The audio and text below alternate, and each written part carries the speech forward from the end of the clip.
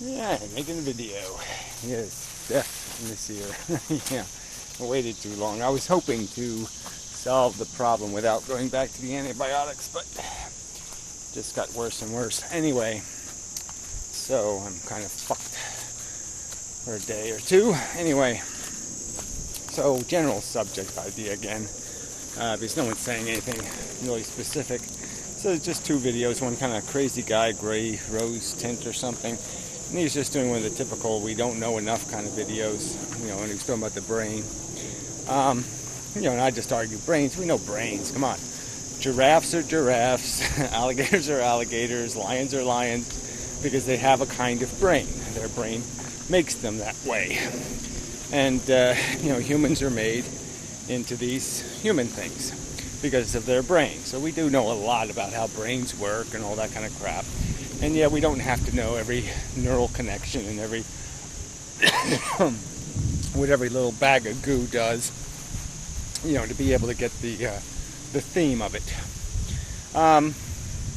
So I think that's just silly to say it's all a grand mystery. It's all blah blah blah. No, it's a behavior making device. Okay, and that's all it is. And we know through evolution what the general bag of behavior for an individual organism is. Praying mantises are praying mantises, cockroaches are cockroaches, bees are bees. I mean, you go just keep going down all the little lists, and brains are what make them what they are, pretty much. Anyway, make them not something other than what they are. Let's put it that way.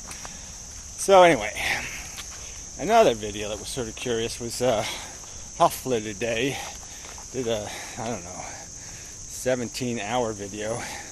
I think it was only 20 minutes, but he is so friggin' tedious to listen to. But anyway, kind of dissecting Pirro's free will. And he did it in, I think, it's okay, but I just don't think he came out and said it. Well, he did say it. He just basically said, you're just making crap up, Pirro. Show me some of this, where this randomness exists, and where it can, in any way, manifest itself in a form of any kind of constructive influence on human behavior. And you really can't. Pirro comes with this canard that somehow our brain, if it didn't have a random number generator, would just sit there and say, I can't decide. Yeah, no. It could come up with simple solutions to the can't decide problem. It could just always say, go left. When in doubt, go left. When in doubt, go left. Problem solved. If it has two choices, it can just always say, choice A, choice A, choice A, if it doesn't know what to do. But that we know is crap anyway. There is no, it doesn't know what to do. It's just a matter of something, two things on the scale, and the scale is sort of made to make it impossible for there ever to be a perfect balance. The focus of the scale, the center, moves around and can tip it at any moment, anyway. Lots of little tipping points, let's say. Lots of things influencing the tip. So it'll find a tip if it needs one. But anyway, it has nothing to do with the underlying fact that, all the stuff that's important in terms of our will has nothing to do with any of those contrived choices. Contrived in the sense of we need some mechanism to break the tie. The number of ties are probably minuscule. Anyway, I don't know if I wanted to make that argument in this video, but it's okay, I suppose. Sorry, this ear is just so irritating. Just amazing how much it does throw you off. And it's not like it's a big pain, but just enough pain, just enough irritation, just enough crap to just really takes the fun out of having a head. Anyway, so we're back to the not enough information And this bottom line is that we have a ton of information. It's just that people want this more complete answer, I suppose. They want this definitive, let's finish this kind of thing. And I tend to like that idea too. I mean, it'd be nice to clarify and finish off this whole quantum mechanic probability crap. Because again, I don't think it has anything to do with the photons not having a place. I think it just has to do with the fact that we can't see them. Quite obviously. I mean, it seems the obvious answer. Why is their position in space mysterious? Well, I guess because we can't see them. Yeah. Not that they actually have a mysterious place in the universe. So anyway, and then so after they did play a clip from the physics guy, Susskind, and he basically said that the only way you can get around this quantum crap is with some sort of physical mechanics that would allow for instantaneous communication. And I don't think that's true. I don't think it has to be instantaneous. It has to maybe be subversive in the sense that it has to be under the substrate that we can detect. But the fact that there is probably a substrate that we can't detect seems pretty intuitively correct, if nothing else. I mean, it's just logical to say we have instruments that are this big, and it would be kind of silly to say, well, these are the instruments we can detect, and then argue that everything stops where our instruments stop. I think what we kind of know is that it does stop. I mean, I think that's what Gödel's, if he has any value, that's the value.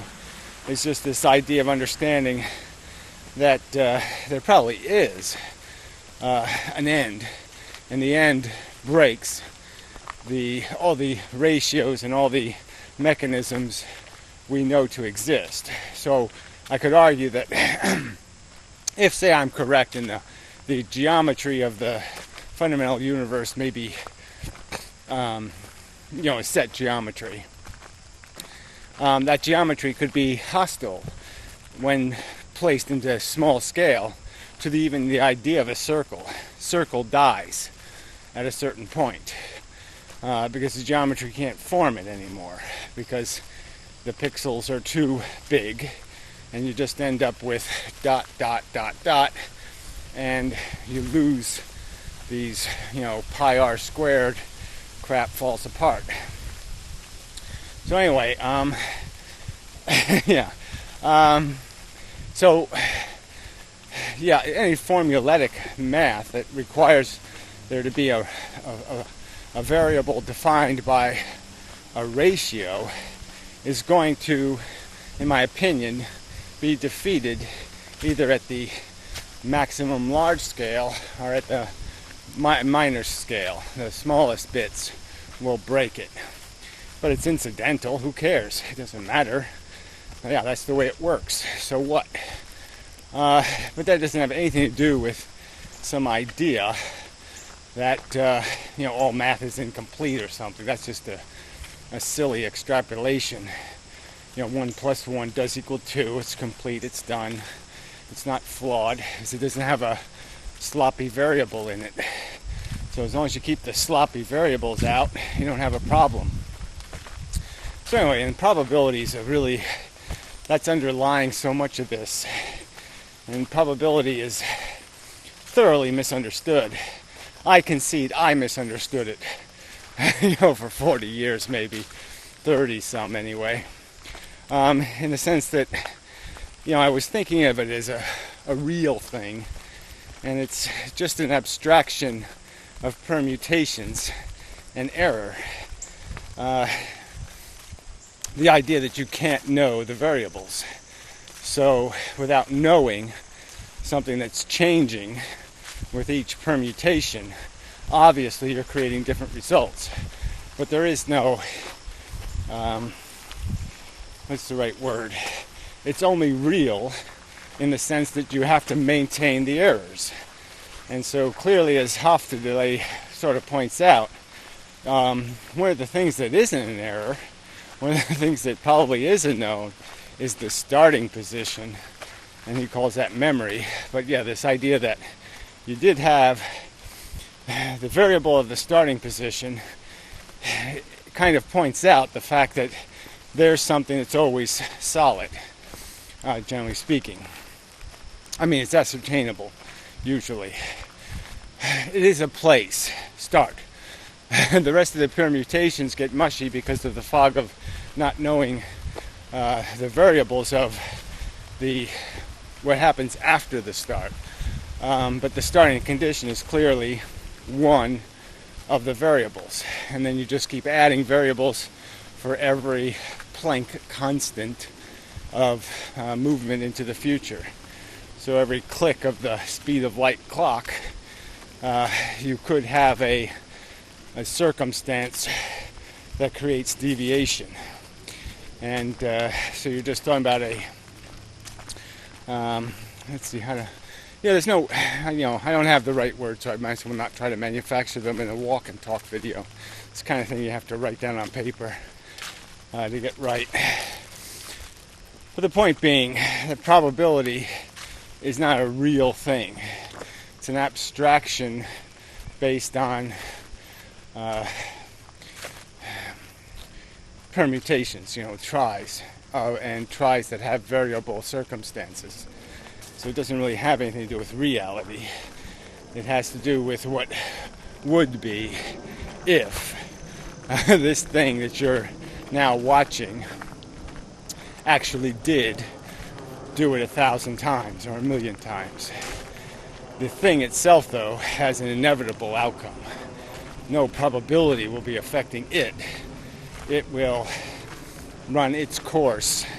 Its maze is already drawn, and it is going to follow the path of its destiny. So, in that sense, there's no probability. There's only inevitability.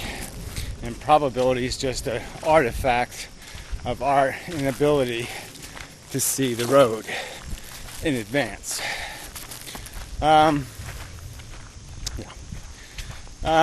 Good enough anyway. Somebody else made a comment relevant to some of that. Let me think what it was. I mean, a different subject, but the same kind of idea. Damn, I can't remember it now. Had it just back there. I had it. Yeah, I could see it from back there, and now here I've lost sight of it. Because there's been permutations and whatnot, and they have distracted me off vision of it. And so I have to reconstruct how I got to it, and maybe hope the same triggers will be fired. But unfortunately, some of those triggers, some of those reflexes that gave me that perception the first time have now been changed by this amount of crap that's going on since then. So I've changed the character of the mechanism. The pinball machine has changed as I play it.